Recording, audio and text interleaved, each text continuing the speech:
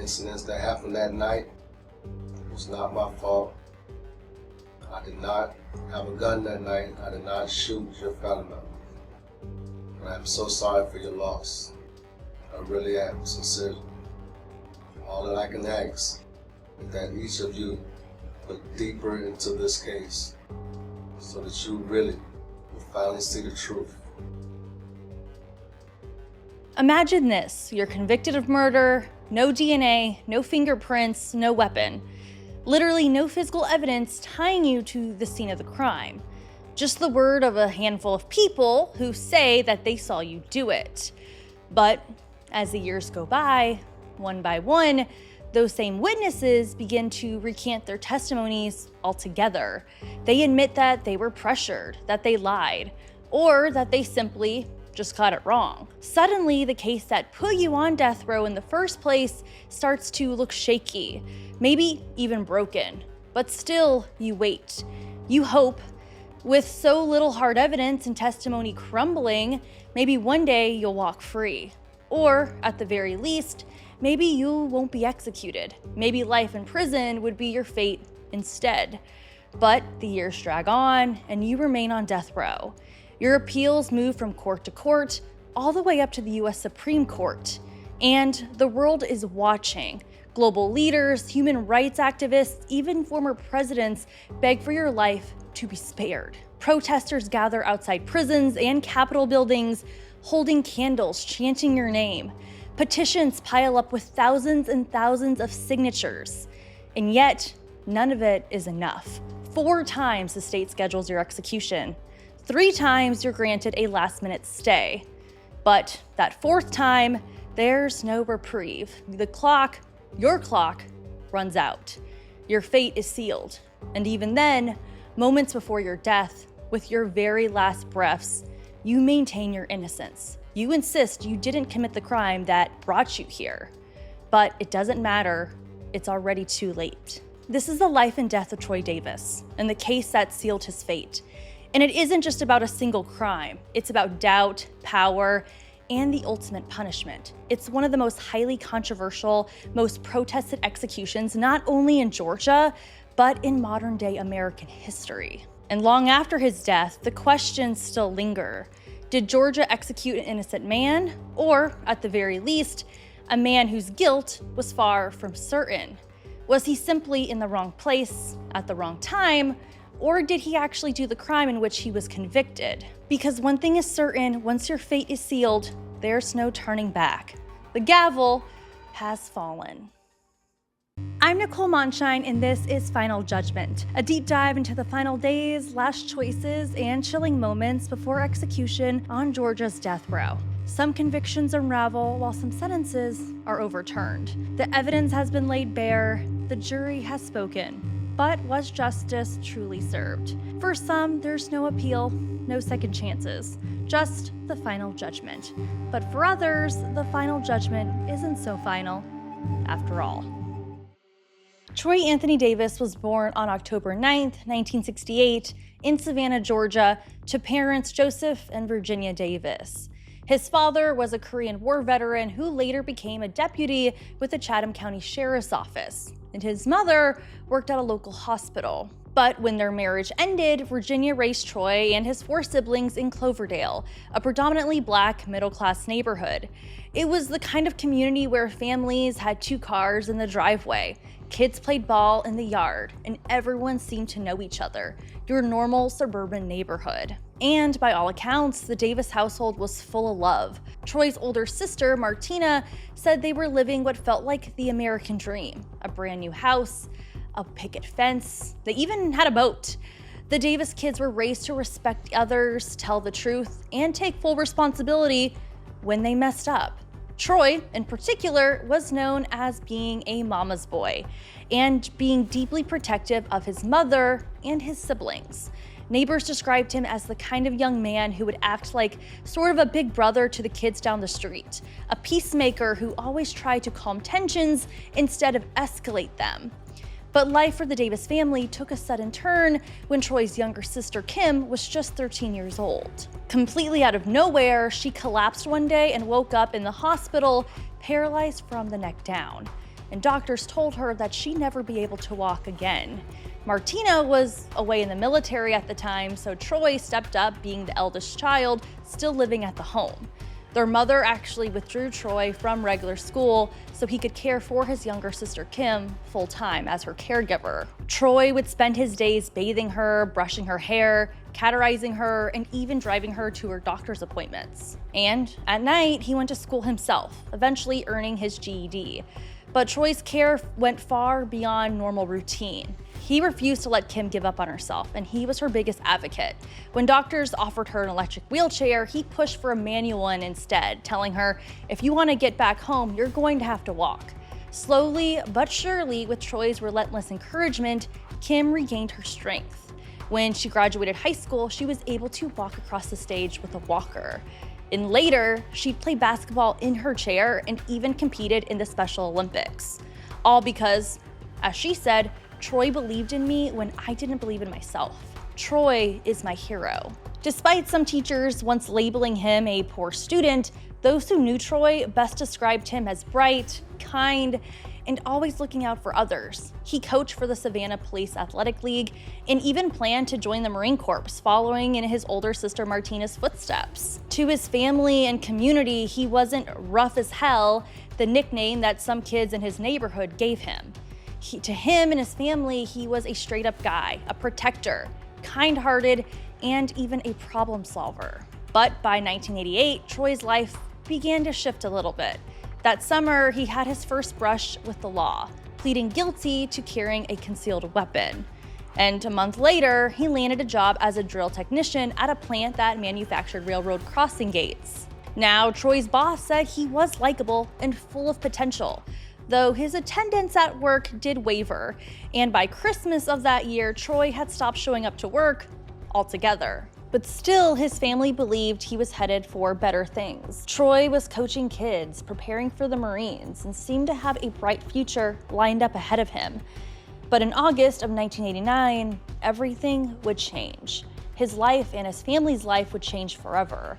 That's when Troy Davis's path would cross with a Savannah police officer named Mark Allen McPhail, a meeting that would alter the course of his and both of their lives forever. The truth about what actually happened that night is complicated, messy even. Stories changed over time, witnesses contradicted each other, and with every new headline, the case seemed to twist into something harder to unravel or untangle. But what never changed is this. A young police officer, 27-year-old Mark Allen McPhail, lost his life in a brutal, senseless killing.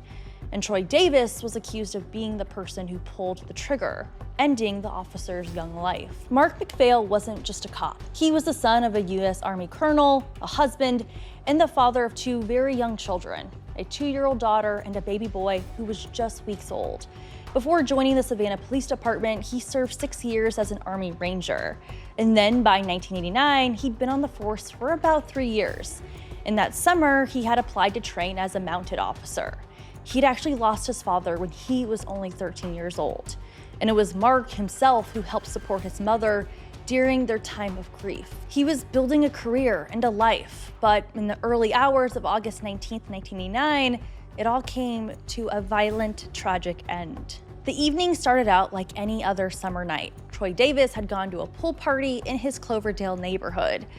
And at some point during the night, a passing car allegedly shouted insults at the crowd before shots rang out. One young man, Michael Cooper, was shot in the jaw. And witnesses later said that they saw someone in a white shirt fire back at the car that Michael had been riding in. And that same exact night, only about an hour after that shooting, Troy and his friend Daryl Collins made their way downtown, eventually landing at a parking lot of a Burger King and Greyhouse bus terminal on Oglethorpe Avenue and Pham Street. And it was there that Troy spotted someone he knew, an acquaintance of his, Sylvester Coles, who just so happened to be wearing a white shirt that night. Trust me, that will come up later in the conversation, so remember that. Sylvester was in the middle of an argument in the parking lot with a homeless man named Larry Young. Sylvester was supposedly harassing the homeless man over beer before Troy Davis allegedly joined in the fight. Somehow, things escalated, and witnesses later described Sylvester, or again, someone wearing a white shirt, striking the homeless man with a pistol. But others say it was actually Troy who struck the homeless man with the pistol instead. And then, around 1:15 a.m. in the morning, on August 19th in 1989, Officer Mark McPhail, who was off duty but working security at that particular Burger King, saw the commotion and decided to step in. Supposedly, as the officer approached, Sylvester immediately ran away from the scene, but it is believed that Troy Davis had stayed. But Officer McPhail never actually got the chance to draw his weapon. Within moments, he was shot twice, once in the heart, once in the face, and he died instantly. Empty .38 caliber shell casings were found at the scene, the same caliber weapon actually used in the shooting earlier in the day at that pool party. Almost immediately after Officer McPhail was shot and killed, suspicion immediately turned toward Troy Davis. Sylvester Coles had actually walked into the police station with his attorney that very same morning, telling investigators that Troy was the one who was armed with a .38 caliber, and he was the one who had actually pistol whipped the homeless man, Larry Young. And once authorities heard this, they immediately latched onto the idea that Troy Davis was the one who shot and killed Officer McPhail. So within hours of the deadly officer-involved shooting, police circulated Troy's photo, branding him as a cop killer. According to them, he had killed one of their own, so the hunt was on, and he was immediately labeled suspect number 1. But believe this, it was supposedly known by people that knew Sylvester that he had actually owned a .38 caliber gun, the same weapon believed to be used not only in the deadly officer-involved shooting, but also the shooting at the pool party hours earlier. Meanwhile, across town, Troy's life looked shockingly ordinary. His sister Martina said her younger brother spent the morning running errands before heading to her house for a family dinner. And later that night, he left Savannah with her and her husband to drive to Atlanta. But during all of this, and back in Savannah, the murder of a young police officer sent shockwaves through the department and the city. Officer McPhail wasn't just another name on the force. He was respected, beloved, and deeply mourned. Obviously, his fellow officers were enraged. The manhunt for Troy Davis carried shoot-to-kill orders. So in the public eye, as well for the Davis family, Troy had already been condemned, long before he ever saw the inside of a courtroom. However, Troy's sister, Martina, later said that her brother was actually confused when he heard there was a manhunt for him. He told her, "I've got nothing to hide." So because of rumors that police had a shoot-to-kill order out on him, he even asked a friend of his who was a police officer to be the one to arrest him and actually escort him, just to stay safe. That's when Troy decided, according to his sister, to actually turn himself in. Now you may be wondering, if he didn't do it, why did he turn himself in to the police? Well, according to his sister, since Troy knew police were actively searching for him, he didn't want to be hunted down, and he was afraid if police found him first, he would have been harmed or even killed himself before having a chance to explain himself and prove his innocence. Now, at the time, he likely believed that the truth would clear him. According to his family, Troy, who was only 20 years old at the time, thought that if he cooperated with police, explained his series of events that transpired that night, he would be good to go. That the justice system would sort things out on its own, and police would learn that they simply got the wrong guy. A complete misunderstanding. Or so he thought. And as we know now, that's not exactly what happened. When Troy walked into that police station to fully clear his name, it was clear from the beginning the department had already decided his fate. According to his lawyer, officers never even questioned Troy about what actually happened that night. They allegedly only asked him, "Where's the gun?" And when Troy said he didn't have one, that was it. No interrogation, no follow-up. Supposedly, outside, officers were reportedly smiling, high-fiving each other, and celebrating for the cameras. To them, the case was already closed. They got the suspected cop killer. And from the very start, the case against Troy Davis was full of holes.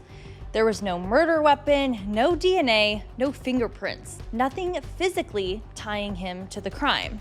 Actually, to this day, the murder weapon used in the deadly officer-involved shooting still has never been found. The prosecution's case would hinge almost entirely on eyewitness testimony, and even that was shaky at best. And this alone is one of the major issues that has fueled doubt over the years regarding Troy Davis's case. There was no physical evidence linking him to the crime scene. The case against him rested almost entirely on eyewitness testimony, most of which was later recanted or called into question.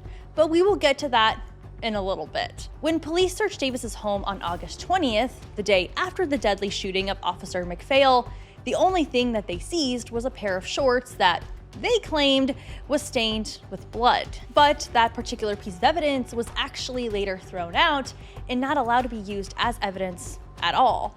Police had forced their way in without a warrant, threatening to break down the door unless Troy's mother let them in. A judge would eventually rule that that search was illegal, excluding those shorts from trial. And meanwhile, the man police leaned on the most from the beginning was Sylvester Coles, the same man who was seen arguing with the homeless man, Larry Young, just moments before Officer McPhail was shot and killed. He was also the first person to come forward after the shooting and told police that Troy was the one with a gun, pointing the finger directly at Troy Davis. But Sylvester himself didn't have the best or most credible witness, or wasn't, in fact, the most credible witness. He was actually known in the neighborhood as a violent thug, and years later, multiple people would swear that Sylvester actually confessed to them to being the real shooter. And what would later come to light was that Sylvester Coles supposedly, like I mentioned earlier, had a .38 caliber gun, similar to the one that was used to kill the police officer. And let's not forget the small detail that witnesses say Sylvester was actually wearing a white t-shirt the night that Officer McPhail was shot and killed, just like the shooter was wearing, who opened fire at that pool party earlier that same day. And to this day, many critics argue that relying so heavily on Sylvester's account, despite his credibility issues, was a major flaw in the prosecution. But despite the lack of solid evidence officially tying him to the crime, in November 1989, a grand jury indicted Troy Davis on charges ranging from murder to assault. But he pleaded not guilty. And as you can imagine, the cracks in the case were there from the very beginning. It's not hard to guess. The shaky witnesses, the missing weapon, the illegal search. And yet, despite everything, Troy Davis was heading toward the trial for his life. Troy Davis went on trial in 1991, but from the very beginning, many believe that his case against him was built entirely backwards. Police didn't start with evidence and built a case from there.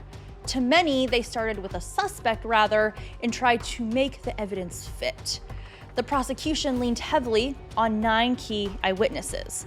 Now, some of them said that they indeed saw Troy Davis shoot Officer McPhail that night, while others claimed that Troy Davis actually confessed to them that he was the one who shot and killed the officer. But over the years, almost every one of those witnesses recanted, many saying they were pressured by police to point the finger directly at Troy Davis. And at the center of it all was Sylvester Coles, the man who admitted to being at the scene, who had been seen arguing with the homeless man in an altercation just before the fatal shooting, and someone who even owned the same kind of gun that was believed to be used in the murder. But ironically enough, instead of being treated as a suspect himself, he became the state's star witness. Later affidavits would reveal that Sylvester himself allegedly confessed to killing the officer years later. But that's not all.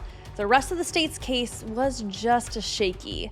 Witnesses even gave contradictory accounts for the shooting that happened earlier that day at the pool party. One witness admitted that he was in fact way too drunk to really remember what actually happened, while another admitted that he never actually saw the shooter. A third, who was just 16 years old at the time, said that police actually threatened him with jail time if he didn't say that Troy Davis did it. And I told him over and over that I didn't see this happen. Last year, Daryl Collins told CNN that police had coerced him. Collins testified Wednesday he was just 16 at the time of the murder and that police had threatened to name him as an accessory if he didn't say Davis was the killer. The defense also submitted affidavits from 2 witnesses who have died since the original trial. Both recanted their testimony. And an affidavit from Larry Cooper, the homeless man police say was beaten by Troy Davis that night. They say it was the beating that prompted Mark McPhail to respond to the scene and the reason he was killed. And the testimony, as you can imagine, wasn't any clearer at the murder scene itself. Some say Troy Davis was wearing a white shirt, others weren't so sure. It was 1 a.m. in the morning. Some said the accused fired multiple times. Others contradicted that. Even an Air Force serviceman who was on the scene couldn't positively identify Troy Davis as the actual shooter. Yet, despite all these contradictions and missing pieces, the state pressed forward. To them, the case was open and shut from day one. And from the very beginning, the case against Troy Davis, like I said, seemed completely backwards. I know I keep repeating it, but again, it's important to note, police had zero physical evidence, no gun, no DNA, nothing tying Troy Davis to the scene of the crime. I can't emphasize that enough. Literally nothing tying him to the scene other than witness testimony that was never that credible to begin with. And on top of all that, no murder weapon was ever recovered. But once his name was on their radar, everything moved in one direction, toward conviction. Even Troy's lawyer later admitted that there was a "oh no" moment during the trial when investigators realized their main witness, pointing at Troy, again Sylvester Coles, actually indeed owned the same type of gun that, again, officials thought were believed to have killed the officer. But instead of pulling back and reopening the investigation, the train had already left the station. Troy was the suspect. That was it. The prosecution was gung-ho to prove Troy Davis was in fact guilty. Troy's sister, Martina, put it this way: they had already turned the wheels in motion. Our family was never allowed inside the courtroom during the trial. They were only there the day he was convicted, and the prosecutor said they would seek the death penalty. At trial, Troy ultimately denied everything. He said he didn't open fire at the party earlier that night, and he was not the one who shot and killed the officer. He testified that he did in fact saw Sylvester assault the homeless man and that he actually left the Burger King parking lot right before the shots were ever fired, striking and killing the officer. Now, his defense brought forward alibis, including Troy's old mother, who swore that her son was actually home for most of that night. But it still wasn't enough. The jury took less than 2 hours to convict Troy Davis of murdering off-duty Savannah police officer Mark McPhail, along with other charges. Now, days later, during sentencing, Troy and 3 of his family members begged for his life. Troy supposedly looked the jurors in the eye and said this: "Spare my life. Just give me a second chance. That's all I ask. I was convicted for offenses I didn't commit." But ultimately, his pleas and cries didn't work.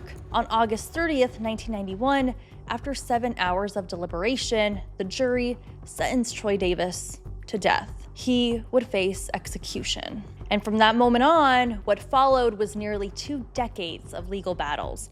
Appeals, petitions, new affidavits, recanting witnesses, and even evidence pointing directly back to the star witness, Sylvester. But every time, court shut the door, saying the claims were either too late, too weak, or too procedurally flawed to overturn the original verdict. By 2003, the Troy Davis case was unraveling in a way that should have changed everything. Nearly all the key eyewitnesses who had testified against him in court had now recanted, revealing that police pressure and fear had influenced their original statements. One witness even said, "It was like they wanted me to say I saw the shooting.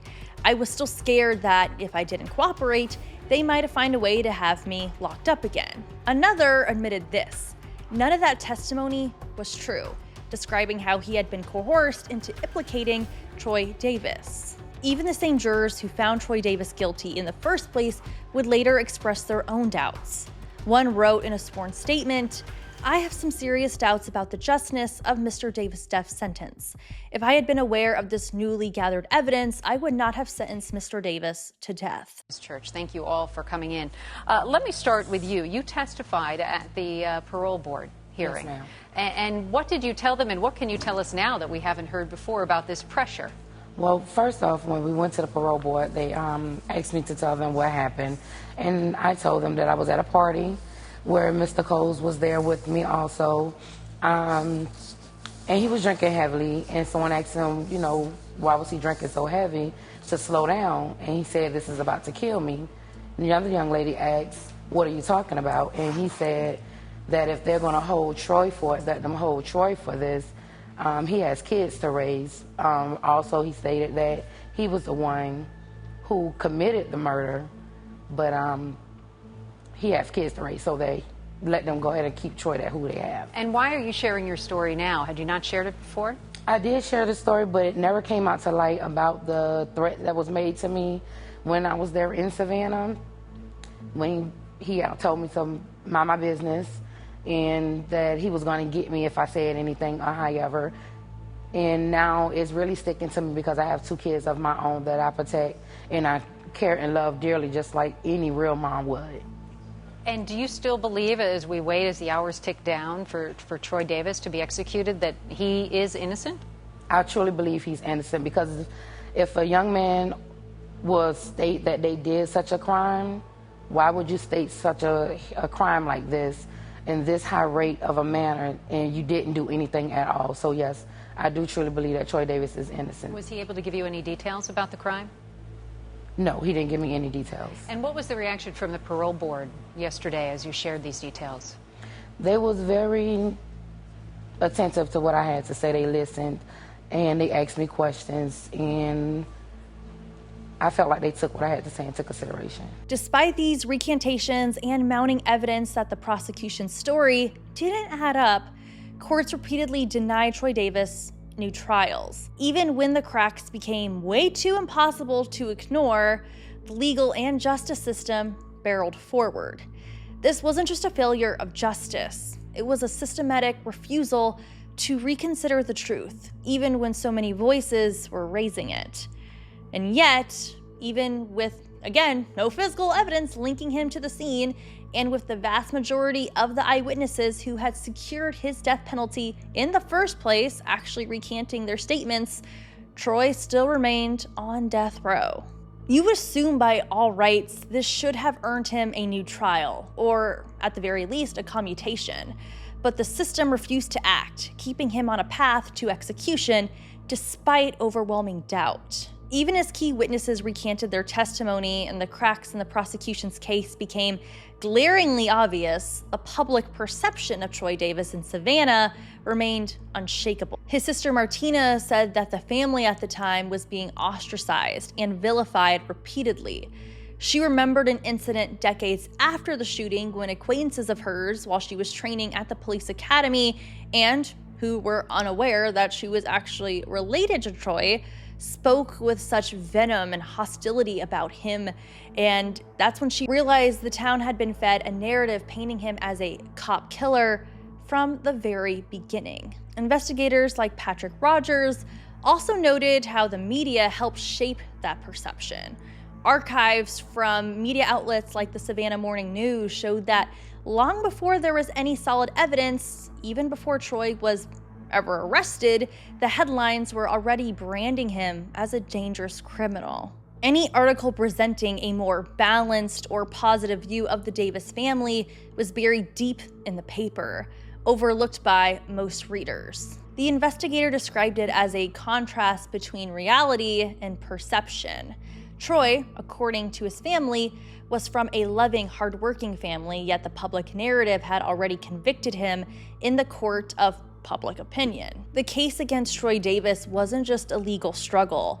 It was also a fight against a town's perception, shaped by early reporting and long-held assumptions, which made it nearly impossible for the truth to be heard, no matter how many witnesses recanted. But despite the small-town narrative that painted Troy as a cop killer, his case began to draw attention far beyond Savannah, Georgia. As more people learned about the inconsistencies, the recanted testimony, and the lack of physical evidence, support for Troy started pouring in from across the country and even around the world. Martina, who was battling breast cancer and endured chemotherapy during this entire time, devoted herself entirely to advocating for her younger brother. She even left her military career early, living month to month, driven by her belief in her brother's, Troy's, innocence. "My brother reminds me of David in the lion's den," she said. "It's like he is surrounded by all this evil, sadness, and despair, but he still sees God. He still sees hope. He still has faith and never wavers." Recently, the guards around him have been getting on the internet and have come to know the case, and some had to be transferred because of their sympathy towards Troy. They are not supposed to have a personal opinion on him. Now, Troy's case reached the US Supreme Court multiple times, highlighting both its legal complexity and the extraordinary doubts surrounding his conviction. In 2009, the court took the rare step of ordering a federal evidentiary hearing to examine his claims of innocence, a first in nearly 50 years for a death penalty case. But despite this unprecedented review, the district court later ruled that Troy Davis had not clearly established his innocence, even though 7 of the 9 key witnesses recanted. And then in June 2010, the U.S. District Court for the Southern District of Georgia held a hearing on Troy Davis's claims of innocence. After reviewing the evidence, the court ruled that Troy Davis had not proven his innocence by the required standard. The Supreme Court then chose not to intervene, clearing the way for Georgia to continue carrying out his execution. But what makes this case unique isn't just the repeated appeals or the Supreme Court's involvement. It's the stark contrast between the overwhelming public doubt, the recanted testimony, and the state's decision to proceed with his execution. All this tension set the stage for the global outcry and unprecedented attention that his case would garner, turning a decades-long legal fight into a worldwide discussion about justice and the American death penalty altogether. Troy's sister, Martina, recalled that at one of his clemency hearings, prison authorities spoke in glowing terms about her brother Troy, leaving what she says was the parole board members almost stunned and shocked. The warden said if he could choose a model prisoner, he would want every prison to have someone like Troy, she said. And through it all, appeal after appeal, deny after deny, Troy's faith remained unshaken. He says, "If I don't trust God to move this mountain, then why am I praying?" Martina said about her brother. For us, the fact that so many people are being enlightened about the issues involving the death penalty in Georgia, the fact that people are talking about the Troy Davis case all over the world, makes me believe there is always a purpose, a lesson in every experience in life. Even people who had never heard his name began drawn to his story, recognizing how it reflected deep flaws in the justice system. For many, Troy Davis became a symbol of the broader struggles against racial injustice and the death penalty. Martina, Troy's sister, led much of this international campaign despite her ongoing battle with breast cancer at the time. She tirelessly raised awareness, speaking to anyone who she could, anyone who would listen, about the inconsistencies in her brother's case. The recantation of nearly all eyewitnesses, and the broader implications for justice, not only in Georgia, but in America. Her advocacy not only shed light on Troy's situation, but also helped spark conversations about the death penalty, police accountability, and systematic racism. I've always been a human rights advocate. I was told in 2001 that I would die in 6 months of stage 4 cancer. 10 years later, I'm still here, I'm still advocating. I mean, as I get older, I don't bounce back from my chemo like I used to, and I worry my brother, but I'm still out there advocating for what's right, and not just the death penalty. An advocate is there for the long haul because you're going to be there to tell the facts constantly. Yes, I'm going to be wearing the t-shirts. Yes, I'm going to be holding up the sign, but I'm here to sit at the table to talk about what's wrong with this system, and not in an argumentative way, but to build dialogue so that people can understand that this has got to stop. And the response was unprecedented. Tens of thousands marched in the streets, while thousands upon thousands of people signed petitions demanding that the state of Georgia reconsider Troy Davis's case. People even rallied outside the White House, hoping the nation's leaders would intervene in a case where innocence was fiercely contested. But this outcry went beyond just protests. Across the United States and even internationally, people held vigils, organized marches, and used social media to amplify Troy's story, creating a global conversation about fairness, due process, and human rights. Martina said that even prison guards became aware of Troy's story online. Some moved enough to be transferred because of their sympathy, and the warden described him as a model prisoner, an acknowledgement that the man who many and the community labeled a cop killer in Savannah was seen very differently by those who truly knew him. Troy's case became more than a local headline. It became a worldwide discussion about justice, fairness, and the power of collective advocacy. The global and national attention showed how just one case, even from a small Georgia town, could resonate with millions and shine a light on systematic issues that affect all of us. Well before Troy Davis's case reached its final chapters, many people from across the country, and again the world, saw it as more than a local murder trial. Some even called it a modern-day lynching, citing the absence of physical evidence, again the recantation of nearly all the eyewitnesses, and the way that the media and local authorities handled the case from the beginning. Many in the public believe that Troy, who is a black man accused of killing a white police officer in the Deep South, played a role in the way that he was treated, not only by law enforcement, but also by the courts and even the press. Thanks to you, and I want to bring in Dan Abrams right now. 35 executions this year in the United States, more than 15,000 in the nation's history. What about race? How does it factor? Well, currently, more than 50% of the people who have been executed have been white. But sitting on death row, 44% white, 42% black, that's disproportionate to the public at large, which is less than 13% black. But the race of the victims becomes very important. Since 1976, 77% of the victims in death penalty cases have been white, 15% black, 6% Hispanic, and geography, another really important factor. 80% of the executions have been in the South, less than 2% in the Northeast. Martina, Troy's sister, has long spoken out about how the media, especially the media in Savannah, shaped public perception, often portraying her brother as guilty before his trial ever began. She recalls that local newspapers ran his photo with headlines like "Cop Killer Wanted" long before the evidence was ever presented in court. For many in Savannah, Troy Davis was presumed guilty from the offset, and his family faced repeated vilification and ostracization.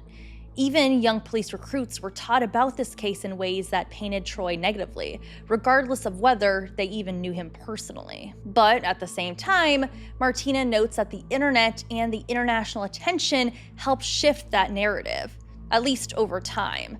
People from all over the world began asking questions, raising awareness about the testimony and the inconsistencies in the case, leading, again, to conversation about the broader issues of racism and human rights in the justice system and the death penalty. When Troy turned himself in and everything was flipped around him, the lawyer said to me, "We know your brother is innocent, but this is the state of Georgia, and the state of Georgia is racist, and they are going to execute your brother and make a legal precedent out of the case to protect other people," his sister said. That's when I decided there was nothing I would not do to prove his innocence.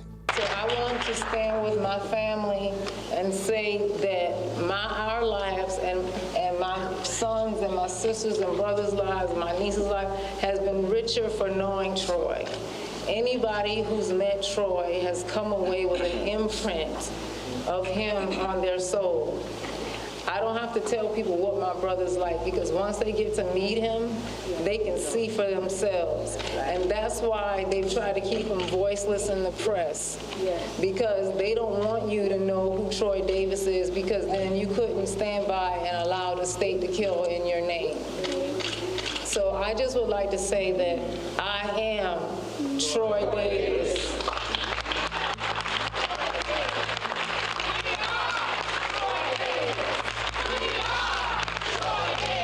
While the city of Savannah largely continued to see Troy Davis as guilty, the global conversation around his case forced many to reconsider what justice really looked like. The international and online advocacy ensured that the public could see a side of Troy Davis that the local media often ignored. A man whose life, faith, and dignity contrasted sharply with his so-called label of cop killer. As his sister points out, without this wider scrutiny, he likely would have been executed long before anyone had even a chance to question the inconsistencies in this case. And it is this widespread attention and worldwide vocal support for Troy Davis that his sister believes had a tangible impact on how the legal system handled his case in the years following his initial death sentence. By the mid-2000s, his execution dates were repeatedly set and then delayed, in large part due to the international and national outcry surrounding his case. A remarkable array of global and national figures publicly called on Georgia authorities to reconsider Troy's execution, highlighting the deep doubts surrounding his guilt. This included Nobel Peace Prize winner Archbishop Desmond Tutu, Pope Benedict, former President Jimmy Carter, singer Harry Belafonte, Sister Helen Prejean, and even actor Mike Farrell. All of them urged clemency, pointing to the recanted testimony of key witnesses and the troubling inconsistencies in this case. Human rights organizations such as Amnesty International even launched letter-writing campaigns, delivering thousands of appeals to the Clemency Board, while 51 members of Congress, civil rights leaders, and representatives from the European Union added their voices in support of a new trial.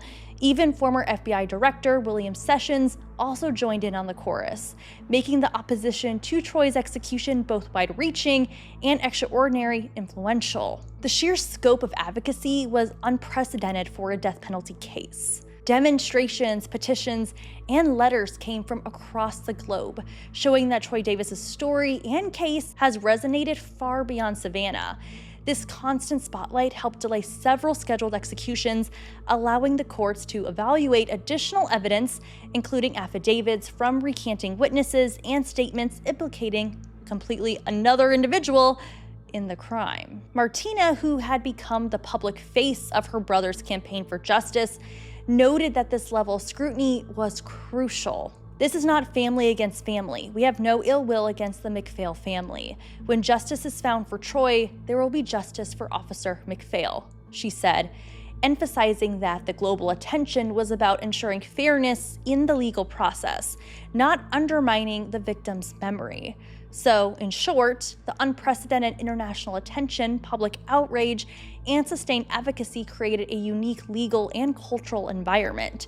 It forced courts and officials to repeatedly pause and review the case, highlighting how rare it is for a death penalty case to attract such widespread scrutiny and intervention. The combination of recanted testimony and international attention led to multiple delays in Troy Davis's scheduled executions. His first execution was set for July 2007 after a petition to the U.S. Supreme Court was denied. But this widespread support from human rights organizations, global leaders, and prominent Americans helped prompt courts and the Georgia State Board of Pardons and Paroles to reconsider. Pope Benedict and Jimmy Carter, among others, called for a halt to the execution so that Troy Davis's claims of innocence could be fully evaluated. In July 2007, the Georgia board granted a 90-day stay, allowing additional evidence, including the witness recantations, to be reviewed. And later that same year, the Georgia Supreme Court granted a discretionary appeal of Troy Davis' request for a brand new trial, citing mistaken identity. However, in March 2008, the court denied the appeal in a 4-3 decision. ruling out that recantations could not override the original trial testimony. The dissenting justices argued that ignoring potentially false testimony defied logic and morality. Then a second execution date was scheduled for September 23, 2008, and once again, advocacy groups and global figures tried to intervene. The NAACP, Amnesty International, and civil rights leaders urged clemency. A last-minute emergency stay was issued by the Supreme Court just hours before his execution was to take place, halting the process so that lower courts could properly examine the recanted testimony and statements implicating a completely different suspect. Even as courts debated the credibility of recanting witnesses, additional stays and appeals would follow. And then by late 2008 and 2009, Troy's legal team continued to argue that key evidence proving his innocence had not been adequately considered, prompting further review by federal courts. Judges acknowledged the possibility that the wrong person had been convicted, though they also noted that some witnesses still identified Troy Davis and that no DNA evidence existed to conclusively clear him. Now, throughout this period, rallies, petitions, and international appeals continue to pour in, highlighting the unusual nature of this case. Martina maintained that the public support was crucial and critical during this time. It helped ensure that courts could not ignore the serious questions that were raised by the recanted testimony and procedural concerns. All this advocacy underscores that the goal was fairness all along in the legal system rather than undermining the victim.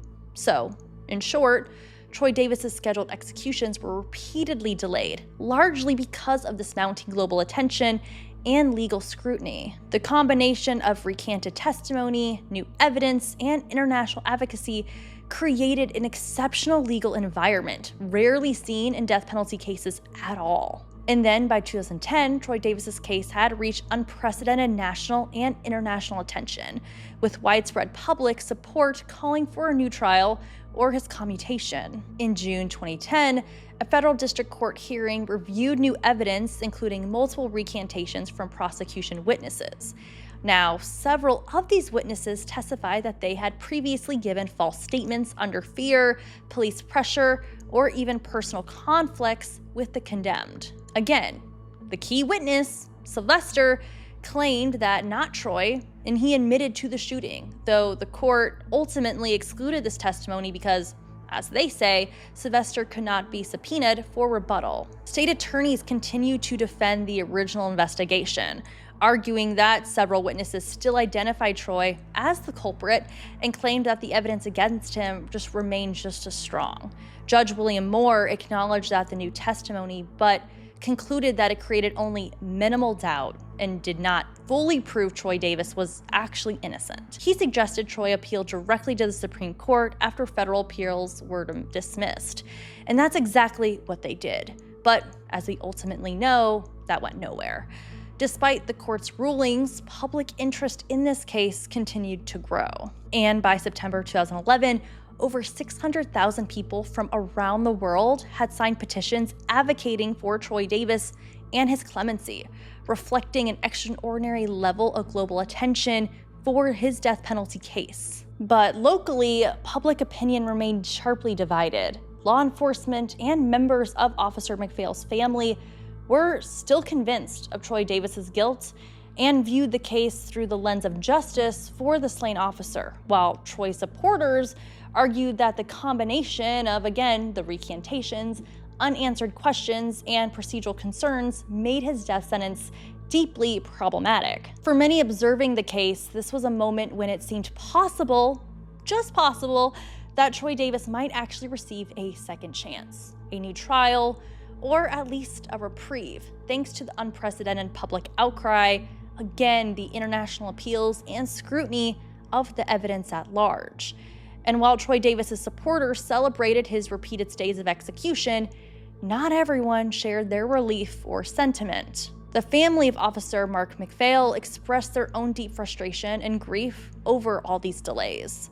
Mark's mother, Annalise McPhail, said this: "My son is dead. Theirs is still alive," reflecting the anger and pain she and the family felt as the legal process dragged on. For her family, each reprieve was another reminder of the loss that they had endured for nearly 2 decades, and the drawn-out appeals offered, at least to them, very little comfort. She still remembers.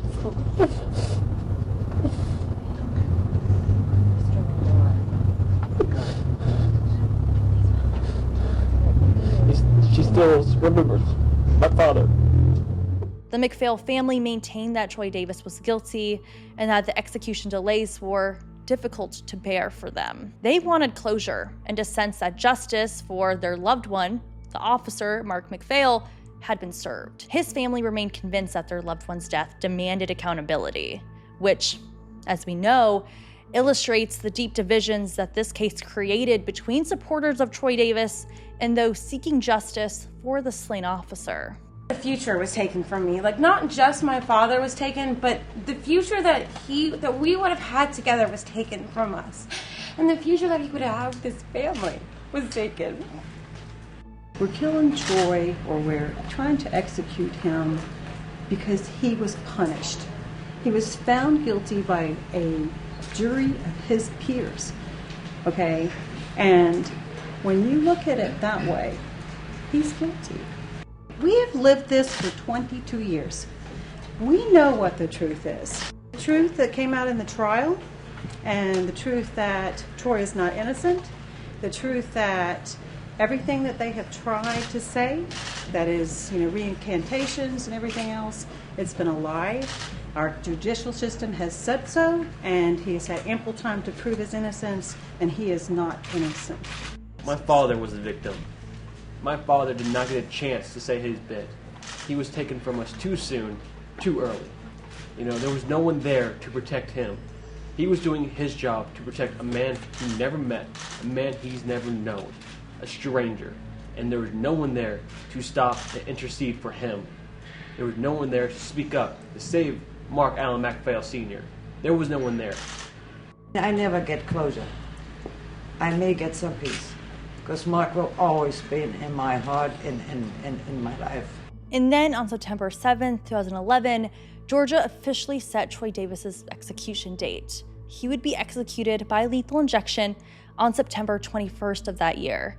And in the days leading up to it, his family, legal team, and supporters worked tirelessly to secure clemency, or even at least another last-minute stay. The Georgia Board of Pardons and Paroles held a hearing, and hundreds of people joined rallies across the country to call for Troy's life to be spared. Religious leaders, civil rights advocates, and again, former President Jimmy Carter were among those urging the state to reconsider, citing the doubts surrounding his guilt. And again, we always go back to the recantations of key witnesses. But despite all the public outcry and emotional pleas, the board ultimately denied his clemency, and courts refused to halt his execution. Troy's sister, Martina, described her family's determination to remain strong and positive, focusing on love and faith even as the pressure mounted. Supporters from around the world, including people on death row themselves, sent messages and prayers to Troy Davis directly, highlighting the unprecedented attention that his case had drawn and how many people were standing up and fighting for Troy and his family until his final moments. And in contrast to Officer McPhail's family's anger over the delays, the Davis family said they did not hold grudges, instead asking for understanding and prayer for the officer's family, emphasizing the need for fairness in a case filled with lingering questions about guilt. As his execution date approached, it became clear that Troy Davis's case had become a lightning rod for debate over the death penalty, legal fairness, and racial and systematic bias in the justice system entirely. And the stage was set for a dramatic and highly scrutinized conclusion. Shortly before Troy's execution, the Innocence Project sent a letter to the Georgia Board of Pardons and Paroles requesting that his death sentence be commuted to life in prison due to all the serious questions about his guilt. A petition with over 600,000 signatures from individuals worldwide called for his clemency, yet the board ultimately rejected the request in a 3-2 vote. Troy Davis himself even had expressed his own endearing nature of the struggle he had endured for years looking for justice. The struggle for justice doesn't end with me. The struggle is for all the Troy Davises who came before me and all the ones who will come after me. I will not stop fighting until I've taken my last breath. On the night of September 21st, 2011, despite worldwide protests and a flood of appeals, Troy Davis was executed by the state of Georgia for the murder of Officer Mark McPhail, a crime that Troy steadfastly maintained he did not commit literally until his final breath. In his final hours, Troy's sister says her brother faced his fate with remarkable composure. He refused a last meal, choosing instead to fast, and spent the day quietly praying, resting, and meeting with family, friends, and his fellow supporters. He even took a brief nap, staying calm as the hour of his execution came and went while last-minute appeals were considered by the U.S. Supreme Court. Shortly before the lethal injection, Troy spoke with his sister and other family members, urging them to continue the fight for justice and to work toward ending the death penalty altogether. And as he was strapped to the gurney, he even addressed both his supporters and the McPhail family with dignity, proclaiming his innocence, like he said he would, one final time. First of all, I'd like to address the McPhail's family. I'd like to let you all know that despite the situation, I know all of you still are convinced that I'm the person that killed your father, your son, and your brother. But I am innocent. The incidents that happened that night was not my fault. I did not have a gun that night. I did not shoot your family member. But I'm so sorry for your loss. I really am, sincerely. All that I can ask is that each of you look deeper into this case so that you really will finally see the truth. I ask to my family and friends that you all continue to pray, that you all continue to forgive, continue to fight this fight. For those who are about to take my life, may God have mercy on all of your souls. God bless you all. Troy Davis was pronounced dead shortly after 11 p.m. And outside the prison, over 700 protesters and demonstrators held candles, prayed, and chanted.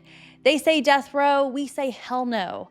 Others rallied in cities worldwide, carrying signs and wearing shirts declaring, I am Troy Davis, a symbol of solidarity against execution and the broader injustices of the death penalty. There were even vigils hosted overseas in places like Europe as well. Troy Davis has impacted the world. They say, I am Troy Davis, in languages he can't speak, his sister said. The court-ordered execution of Troy Anthony Davis has been carried out. The time of death is 11:08 p.m. Again, prison official sharing the news that Troy Anthony Davis was executed at 11:08. That was the time of death. I'm standing with Wesley Board, and I'd like to say there's been a travesty of justice, and I'd like to tell America ought to be ashamed of itself, and God help America, and if you're alive with America, please don't come to Georgia. Don't come to Georgia. Don't buy any Georgia pecans. Don't buy any Georgia peaches. Don't buy any trade with Georgia, the whole world. Don't buy anything with Georgia.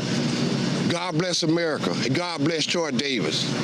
Minutes after the state of Georgia executed Troy Davis, a group of reporters who witnessed the execution walked out of the death chamber and onto the prison grounds. They described Troy Davis's final moments. This is John Lewis, a radio journalist at WSB. Basically, it went very quietly. The McPhail family and friends sat in the first row. Warden read the order, asked if Troy Davis had anything to say, and Davis lifted his head up, looked at that first row, and made a statement in which he said he wanted to talk to the McPhail family and said that despite the situation you're in, he was not the one who did it. He said that he was not personally responsible for what happened that night, that he did not have a gun. He said to the family that he was sorry for their loss, but also said that he did not take their son, father, brother. He said to them to dig deeper into this case, to find out the truth. He asked his family and friends to keep praying, to keep working, and keep the faith. And then he said to the prison staff, the ones he said who are going to take my life, he said to them, may God have mercy on your souls. And his last words were to them, may God bless your souls. Then he put his head back down, the procedure began, and about 15 minutes later it was over. As Troy Davis's death was announced, I turned to Ben Jealous, who was standing with the family of Troy Davis in the protests. Ben was then the president of the NAACP. You know, my heart goes out. It goes out to the McPhail family. We're surrounded by the Davis family. All of our hearts are broken. I've known his nephew since his nephew was 3 years old. But right now, it goes out to the guards. You know, there was a moment the other day when my staff was in there and the family was in there, and the guard leaned over to Martina and asked her to hold it together because he said, we're just barely holding it together. He said, my mom's been praying for you guys for days, and there was a sense that if she started crying, the guards would start crying. And we have to remember that, you know, these are men, these are working class men and women, you know, in a rural area looking for a good paying job to support their family. And this shouldn't be part of it.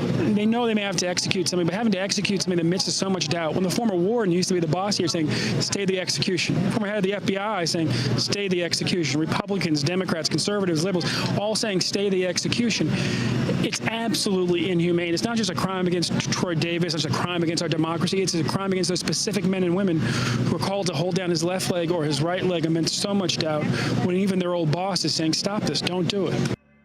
In his final words, he more or less called upon everybody who would want what's right, who would want what's morally right, and whatever this thing called justice is, if it means anything good, who want that, to bring an end to this madness called capital punishment as it's applied in the United States. And out of all of that, I basically say that Troy Davis, whose case was one that was, we say, riddled with doubt. It was riddled with sworn recantations from the witnesses who put him in the place where he was convicted by a predominantly white jury and a white judge and then sentenced to death. 7 of those 9 witnesses recanted, and then additional witnesses under oath came forward and identified the actual perpetrator of the crime. And if in that situation, Georgia and the United States can kill somebody who's actually innocent, that's not just a legalized lynching. That's a threat to all innocent life in this society. Even after his death, the fight for justice continued through his family. Speaking to The Guardian a year later, his sister Kimberly Davis said this: on September 21st, 2011, the state of Georgia likely murdered an innocent person, Troy Davis, who maintained his innocence in the murder of a police officer. My family is still determined to clear his name. 7 of the 9 witnesses who identified Davis as the shooter have recanted their testimony. They insisted on executing an innocent man despite so much doubt around the case. If those 7 witnesses were credible enough to put my brother on death row, then why weren't they credible when they recanted? My brother was murdered by the state of Georgia. For the Troy Davises who came before him, and the Troy Davises who will come after him, we want to stop the killing of innocent men. Troy's death underscored the deep divisions surrounding this case. While his supporters mourned the loss of a man they believed was innocent, Officer McPhail's family expressed relief that justice, at least in their view, had finally been served. Yet, even in grief and anger, Troy's family and supporters vowed to continue the fight to clear his name and to challenge a system that allowed a man to die amid profound doubt. Troy Davis's execution became more than the end of a life. It showed the public the flaws and uncertainties of the death penalty system right here in the United States, particularly in cases heavily reliant on eyewitness testimony, racial and systematic biases, and contested evidence. In his final hours, Troy remained calm, prayerful, and resilient, leaving a message to the world that the struggle for justice would not end with him, but would continue through his family, supporters, and the millions inspired by his story. Even former US President Jimmy Carter released this statement about Troy Davis immediately after his execution. Rosalind and I are deeply saddened by the execution of Troy Anthony Davis by the state of Georgia. If one of our fellow citizens can be executed with so much doubt surrounding his guilt, then the death penalty system in our country is unjust and outdated. We hope this tragedy will spur us as a nation toward the total rejection of capital punishment. In the hours and days following Troy Davis's execution, the world mourned a man who had become a symbol of the fight against wrongful convictions and the death penalty entirely. On social media, his death sparked an unprecedented response. Twitter recorded over 7,000 tweets per second in the moments before word of his execution, making it the second most active Twitter event of 2011. Troy's funeral was held on October 1st at the Jonesville Baptist Church in Savannah, Georgia, and was attended by more than 1,000 people, including his family, friends, and even supporters from across the nation. The service lasted over 3 hours and it was open to the public, reflecting the widespread impact of his life and his death. His casket, draped in flowers, was flanked by photographs of him as a young boy, growing up in Savannah, and as a young man during his trial. And as you can imagine, the atmosphere at his funeral was charged with both grief and resolve. Attendees repeatedly chanted, "I am Troy Davis," the slogan that had gone viral and united supporters worldwide. NAACP President Benjamin Jealous read Troy's final words, reminding everyone of his plea. "We're going to keep on fighting until his name is finally cleared and Georgia admits what it has done. We're going to keep on fighting until the death penalty is abolished, and this can never be done to anyone else." His eulogy was delivered by Reverend Raphael Warnick, who served as a spiritual advisor for Troy Davis while he was on death row. The Reverend called the funeral a wake-up call on the death penalty and praised the Davis family for making the service public. "It's much to the Davis family's credit that they have been willing, in the midst of their personal pain, to see that we are talking about a larger national moral crisis," he said. Family members shared intimate memories of Troy Davis's life, illustrating his enduring presence despite decades behind bars. His nephew, Dejon, recounted how Troy had supported him with homework and exams while he was on death row, saying that it always felt like Uncle Troy was home with them. Friends also recounted Troy's steadfast courage, with one of his friends who had known him since childhood told the crowd, "He looked me in the eye and said, 'Don't let me die in vain. Don't let my name die in vain.'" Even after death, Troy Davis's voice carried forward a message of resistance, hope, and justice. A recorded message played at the funeral urged supporters to continue the fight. "Everything we do today will clear the way for a better tomorrow. Don't give up the fight." Troy's funeral and the global response to his execution underscores the powerful legacy he left behind, a life that, though cut short, ignited a worldwide movement for justice, the abolishment of the death penalty, and the protection of the innocent. I think that it's the most modern form of injustice that we've seen in my lifetime. I just feel that it's time for a change. Like, this shouldn't happen no more. It's 2011, and we need to step up to the plate and fight for what's right. In the years following Troy's execution, his family, particularly his sister Kim, committed themselves to carrying forward his fight against the death penalty. Now, despite the global outcry over his execution, Troy's family remained determined to clear his name. And Kim Davis has taken that responsibility to heart. She has campaigned nationally, including supporting California's SAFE Act, which would commute all death row sentences in the state to life without parole. She emphasizes that her efforts are guided not by anger, but by her own brother's example of forgiveness. "My brother said before he died that he forgave those who testified against him. He said he held no animosity in his heart. He knew that going out and spreading the word was a far more effective weapon than shouting out in anger," she said. Well, my thoughts today, just looking back over the 10 years, we've come a long way. Like Troy said, this didn't start with him. It started before him, and it was going to come after him. And he wanted us to continue to fight. He said, with the injustice, he said that we needed to stand up and make sure our voices are heard. We need to stand up against injustice. You know, it's just been so much in the media, or we can see on the news, everything that's going around in the world. But, you know, one thing we know, we can stand on faith, and we will demolish the death penalty one state at a time. We were just thinking back over the past years on how we have been able to, just get out and mobilize. One thing to mobilize, but then it's another thing to organize. And with my brother's case, we had so many people in so many different countries, so many different races, come together for one cause. And that cause was, to prove my brother was innocent. We had so many people, thousands and thousands of petitions that were actually signed, people that believed in my brother's innocence. And like he said, he took his innocence to his grave. And, it makes me feel good. My baby sister, she made a comment. She said that the world today, they're still talking about Troy Anthony Davis. So we know that Troy Davis did make a mark on the world. And we're just continuing to make that mark. And we want that mark to stand. We want that mark to stick. We want to continue to fight until we demolish the death penalty one state at a time.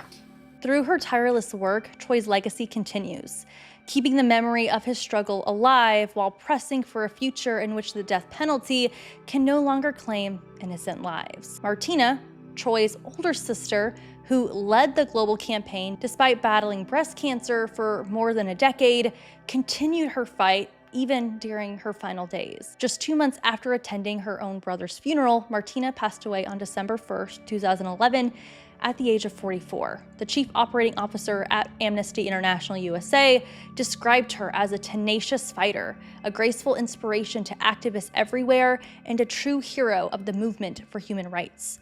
Martina's unwavering commitment and sacrifice underscore the deep familial love and determination that fueled the fight for Troy's exoneration and getting rid of the death penalty. And even in her death, her legacy continues to inspire those who strive for justice and equality as well. Across the United States, public reaction toward Troy's execution was sharply divided. Supporters of the death penalty argued that Troy Davis had exhausted his legal avenues and that the state had followed due process.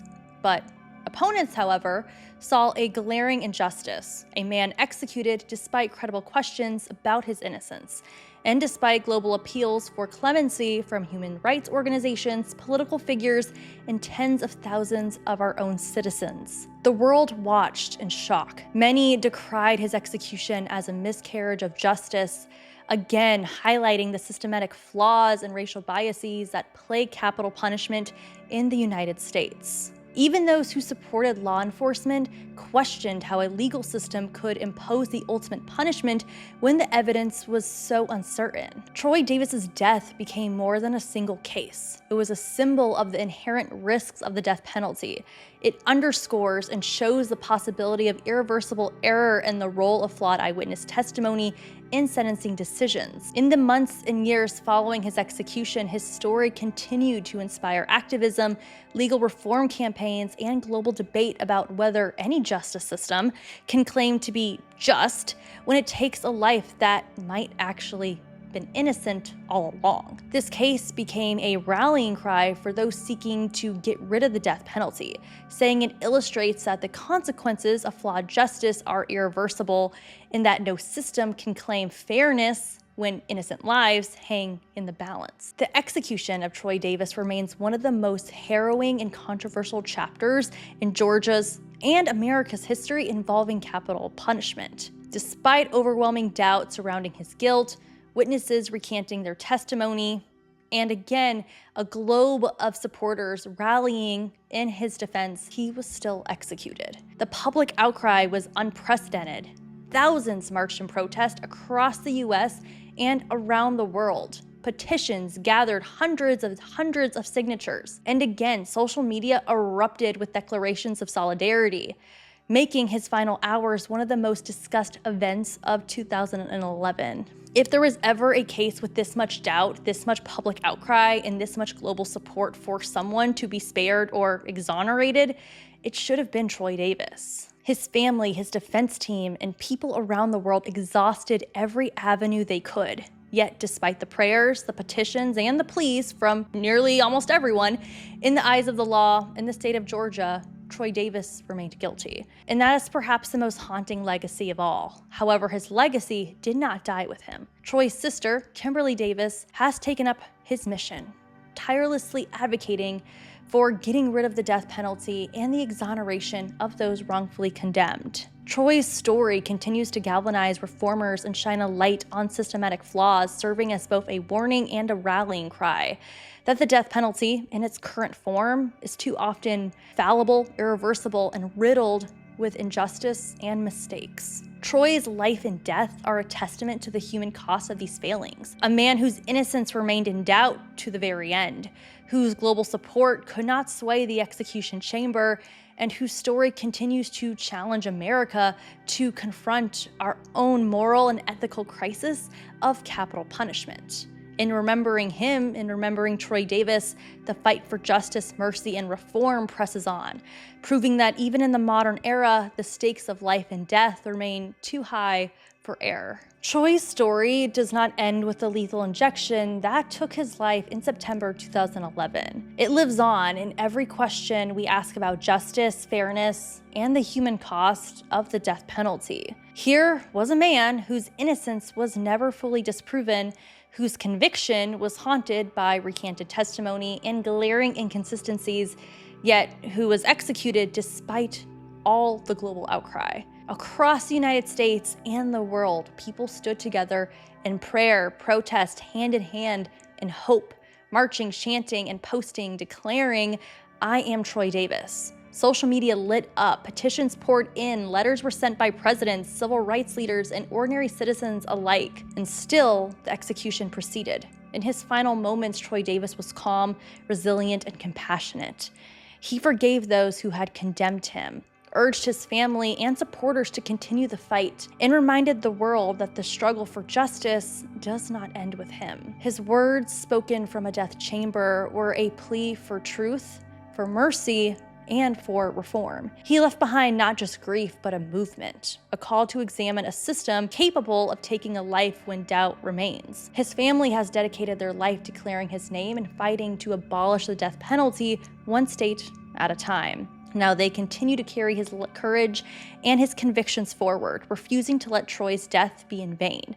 And in the streets of Savannah, in courtrooms across the country, and in the hearts of those who marched and prayed for and with him, Troy Davis's name still echoes, a symbol of the fragility of human justice and a reminder of the lives imperiled when the state wields the ultimate power. His death was a tragedy, a heartbreak, and a scandal of conscience. But it also ignited a global conversation, one that asks how many more lives might be lost before justice is measured not in finality, but in truth. His story is a warning, a mourning, and a promise, one that demands we keep fighting, keep questioning, and keep striving to prevent such an injustice from ever happening again. Because in remembering Troy Davis, we remember more than a man. We remember the fragility of life, the weight of doubt, and the responsibility we all carry as a society in a system that claims the right to end a human life. And we remember that the fight for justice, mercy, and reform must never end. This case shows us the profound flaws inherent in capital punishment, flaws that persist regardless of one's stance on the death penalty. As the Southern Center for Human Rights aptly noted, the case of Troy Davis represents everything wrong with the death penalty, from procedural obstacles to racial bias to witness mishandling to allegations of police and procedural misconduct to inadequate assistance of counsel.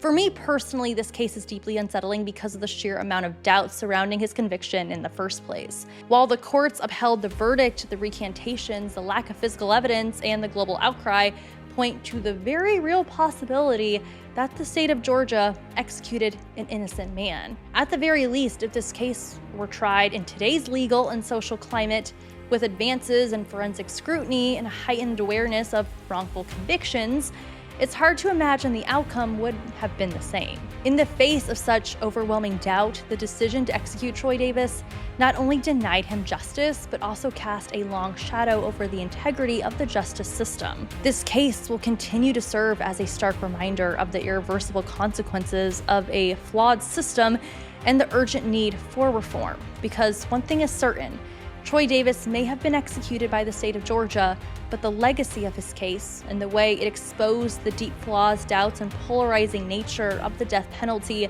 will continue to resonate across the state, the country, and the world for decades to come.